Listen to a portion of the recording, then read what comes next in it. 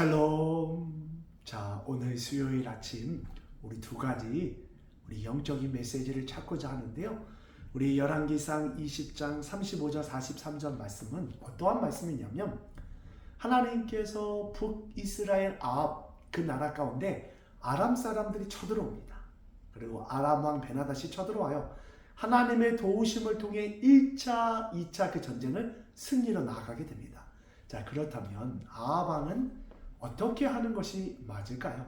하나님의 말씀에 우선적으로 순종하고 하나님의 말씀에 따르는 것이 아합 왕에게 가장 필요한 모습인데, 어제 본문을 봐도 알다시피 아합 왕이 인간적인 정 때문에 베나닷을 살려줘요.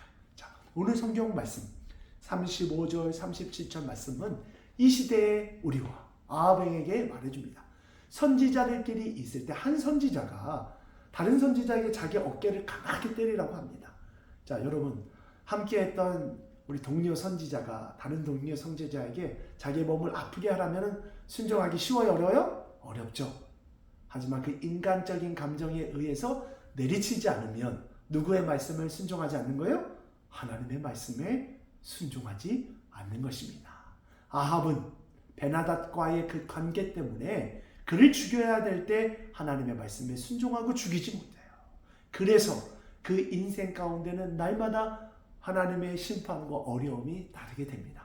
사랑하는 햇살 가득한 옥토교회 성도 여러분, 우리가 신앙생활할 때 인간적인 감정이 앞서지 마십시오. 그리고 철저히 하나님 앞에서 하나님의 뜻에 순종하는 저와 여러분 되기를 간절히 소원하고요. 우리 38절에서 43절 말씀을 보면, 이제 그 어깨를 다친 선지자가 마치 전쟁에서 왔던 어떤 병사처럼 온몸을 칭칭 갖고 얼굴을 가리고 선지자인 것을 아합 왕에게 모른 척 합니다. 그러면서 아합 왕의 잘못을 깨닫게 하기 위해서 이런 얘기를 해요. 왕이시여, 제가 전쟁 가운데 어떤 사람이 저에게 포로를 맡겼는데, 이 사람이 이 포로를 맡기면서 만약에 놓아주게 되면 당신의 생명으로 갚고, 아니면 은 한 달란트를 대신해서 갚을 것을 얘기합니다. 자, 그런데 이 변장한 선지자가 이렇게 얘기해요. 자기가 바쁜 일 때문에 어쩔 수 없이 포로를 놓쳤다고 얘기해요. 그러면 어떻게 하는 것이 맞습니까? 라고 아합 왕에게 이야기하죠. 이때 아합 왕이 얘기해요.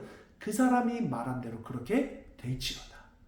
그 포로의 생명을 네가 그 생명으로 갚을지라. 즉, 이 말은 뭐예요?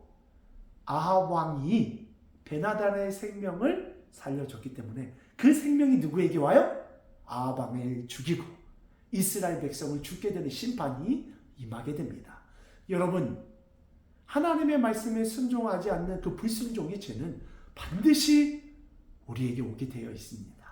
하나님의 뜻을 알 때는 우선적으로 하셔야 돼요. 그리고 불순종할 때 하나님의 반드시 심판이 있는 것을 알고 하나님의 말씀에 우선적으로 순종하는 저와 여러분 되기를 간절히 소원합니다. 아멘.